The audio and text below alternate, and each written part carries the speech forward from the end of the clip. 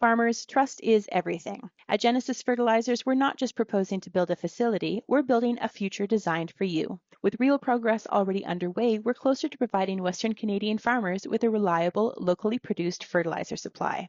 Now is the time to take control of your farm's future. Learn more at genesisfertilizers.com/credibility.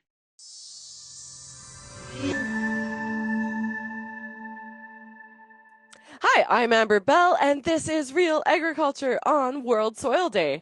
So we're talking today with Dr. Louis-Pierre Comeau of Agriculture and Agri-Food Canada. So welcome, it's wonderful to have you. Thank you. Thanks for having me, Amber. And I had news that you're leading the Canadian Soil Biome Survey. Is that correct?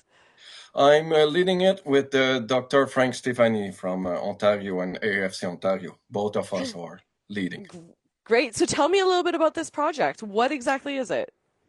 This project, compared to a plot experiment, is consisting of a survey where we are collecting soil sample all across Atlantic Canada, Ontario and Quebec, and hopefully all across the country soon, where we go in forest, agricultural, wetland, and different land use, and we collect soil samples and analyze everything that is possible with all the new technologies.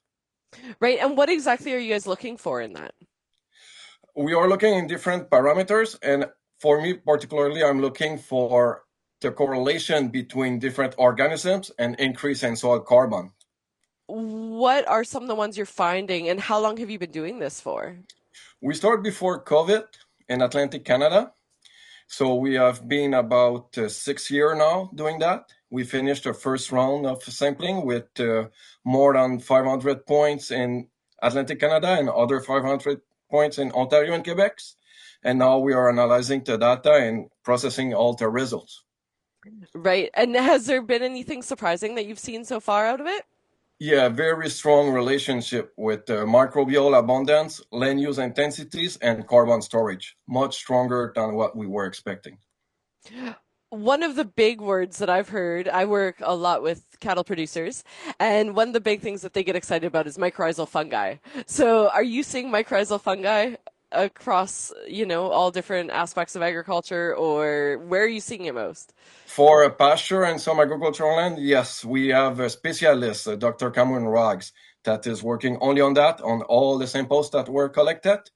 And we analyze different types of mycorrhizas. There's a lot of different types. And again, with the mycorrhiza, we see a positive links between the mycorrhizas and the soil organic matter building or soil carbon storage. What do those links look like? It's pretty much a linear increase. The more you have, the greater you are. You will have at the end for carbon sequestrations. And there's also parasitic, sometimes organisms like mycorrhizas, and those ones are negatively correlated with the carbon storage. So the good organisms promote an increase in soil organic storage and soil carbon sequestrations, and the ones that are more parasitic or more nefarious, they are causing a decrease in storage. Interesting. And you guys are looking at different agricultural practices as a part Land of use this, correct? management intensities and management practice, yes. That's amazing. Okay, what inspired it? We wanted to look a little bit of everything, not only specifically crops or a group of crops. So that's why we have different type of forests, different type of pastures, different management in agriculture. So we are sampling randomly a little bit of everything to have a good idea of everything that we have there currently. And we hope that we will go at exact same spot in 10 years and every 10 years to monitor the change through times due to global warmings and land use change. That's great. And as this data is amalgamated, what's the plan with it? Where will it sit? Right now is sitting at the CSBO of Canada, repositories where all the data are at Agriculture and Agri-Food Canada, and they are communicating to the general public, to farmers, as much as we can, and they will become available at some point in the future. For everybody. But everybody can see our results generally for everything that we are finding. As it's going. And where do you hope it goes? Like, what are you planning to have this used for?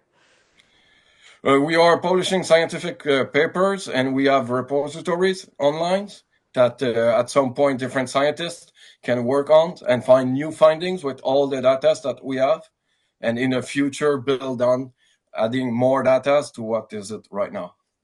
That's incredible. There's been so much talk about the need for a more in-depth soil health database or a way to actually look at it across the spectrum rather than, like you said, just in focus areas. So that's really exciting. And when can people get a hold of some of this data, or when can we expect to see results?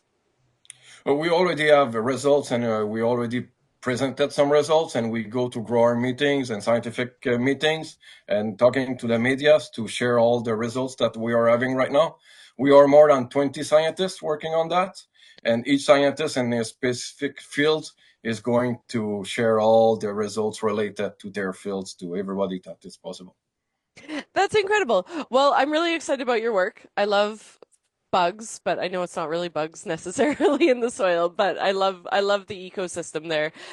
So keep up the great work. And that was Dr. Louis-Pierre Comeau of Agriculture and Agri-Food Canada.